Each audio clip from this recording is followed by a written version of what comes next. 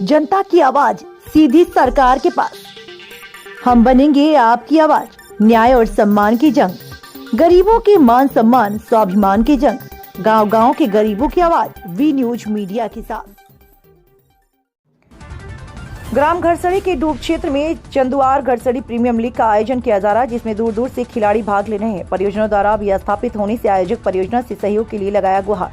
बता दें, ग्राम घरसड़ी चंदुआर में रेहंद डैम के डूब क्षेत्र में चंदुआर घरसड़ी प्रीमियम लीग मैच का आयोजन लोगों के सहयोग से क्रिकेट खेल का आयोजन पिछले 3 फरवरी से किया जा रहा है, जो 13 फरवरी तक होने की संभावना है। ये गाँव NCL परियोजना द्वारा भी स्थापित होने से खेल के आयोजन में सहयोग मांगने पर परियोजना प्रबंधक द्वारा मना कर दिया गया।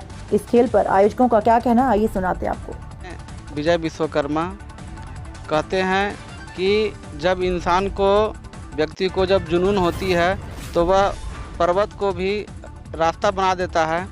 आज इसी तरह एक देखने को मिल रहा है, जहां लड़के लोग मिलकर, सभी लोग मिलकर एक डैम क्षेत्र में प्ले ग्राउंड बनाकर यहां क्रिकेट का आयोजन किया जा रहा है। आइए हम जानते हैं क्या कारण है जो ये डैम क्षेत्र में आकर क्रिकेट ग्राउंड बनाकर और ये खेल रहे हैं। हम इन क्रिकेट की कमेटी से हम बात करते हैं। जी बताएं, क्या कारण है आप यहाँ ग्राउंड बनाकर और खेल रहे हैं? पहले मैं अपना नाम बताना चाहता हूँ। मेरा नाम रोहित कुमार भारती है। मैं जौहानगर घरसड़ी का रहने वाला हूँ और हमारे यहाँ ग्राउंड का समस्या है। हम लोग के गांव में ग्राउंड नहीं है। मैं यहाँ चंदुआर के डैम में यहाँ पे ग्राउंड बना के हम लोग क्रिकेट खेल रहे हैं। NCL जिसमें हम लोग की कोई मदद नहीं कर रही है। क्या आप गए थे NCL के पास? हाँ, हम दोनों जगह गए हुए हैं। आप गए थे और अपनी समस्या बताए थे? हाँ, हम दोनों जगह गए हुए हैं। कृषिला GM ऑफिस में भी गए हुए हैं। GM जी से बात भी हुआ है सर से, और मैं बिना भी गया हुआ था। GM सर से बात हुई दोनों जगह। वो लोग का कहना है कि हम लोग ग्राउंड नहीं दे सकते हैं। कैसा ग्राउंड नहीं दे सकते हैं मतलब? जैसे कि हम लोग का ही ज़मीन है, हम लोग यहाँ के विस्थापित हैं। यहाँ पे तो हम लोग का ज़मीन ले लिया गया है, मगर हम लोग को एक छोटा सा ग्राउंड भी नहीं दिया गया है, जिस पे कृषिला GM ऑफिस बना है। पहले हम लोग छोटे छोटे थे तो हम लोग वहीं पे खेला करते थे, मगर कुछ सालों से 5 सालों के अंदर वहाँ पे GM ऑफिस बना दिया गया और हम लोग का ग्राउंड ले लिया गया। तो अब आप लोग को खेलने के लिए काफ़ी दिक्कत हो रही है, इसलिए आप लोग डैम क्षेत्र चुने हैं। हाँ, हम लोग डैम क्षेत्र चुने हैं। ये बताइए कि रोड से ये कितना दूर है और डैम से कितना करीब है ये? डैम से 3 किलोमीटर करीब है और रोड से 5 किलोमीटर दूर है। आइए देखिए, यहाँ कहते हैं, सरकार कहती है कि पढ़ेगा और खेलेगा तभी बढ़ेगा इंडिया। ऐसे ही जगह से निकलकर खिलाड़ी देश का भी प्रतिनिधित्व करते हैं। जी आप बताएं, क्या नाम है आपका? सबसे बड़े हम ये बताना चाहते हैं, आप अपना नाम बताइए। हमारा नाम प्रमोद कुमार दुबे है। सबसे बड़ी दुर्भाग्य की बात है कि हमारे शक्तिनगर परिक्षेत्र में कोई नेता रहा ही नहीं।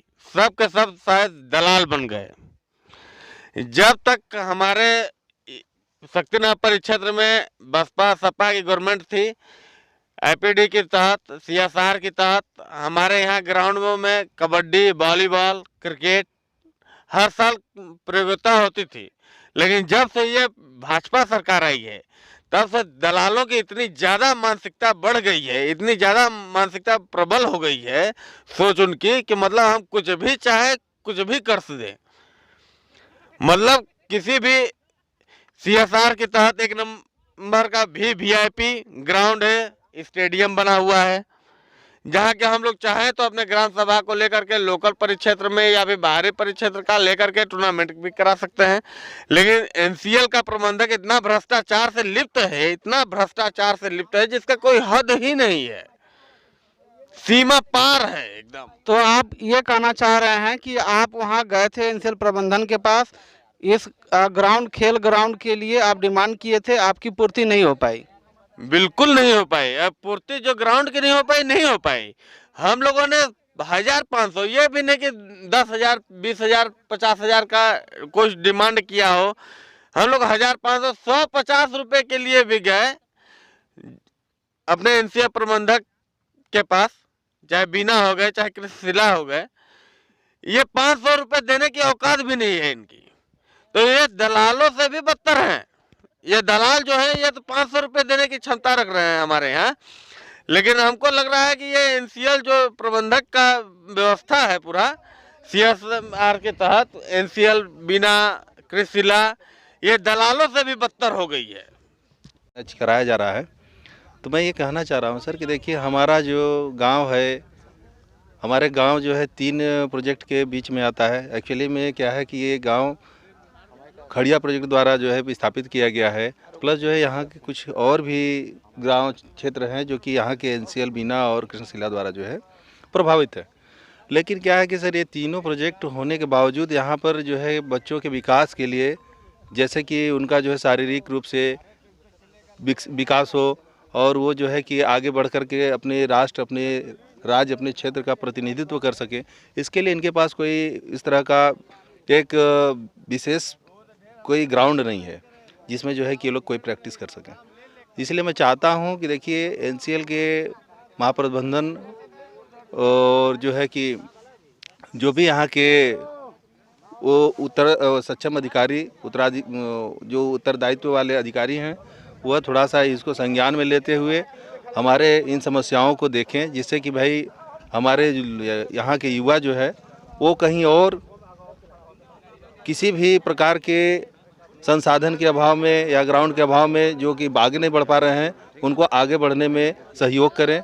मैं यही कामना करता हूं और मैं यही आपसे जो है कि उम्मीद करता हूं कि आप हमारी इस समस्या को आप प्रबंधन तक ले जा करके पहुंचाएंगे और हमारे लोगों को आगे जब भी कहीं खेल और इस तरह का जो है प्रतियोगिता हो तो हम लोग जो है अपने ग्राउंड में खेल पाएँ, जहां जो है हमें कोई किसी प्रकार से परेशान न कर सके।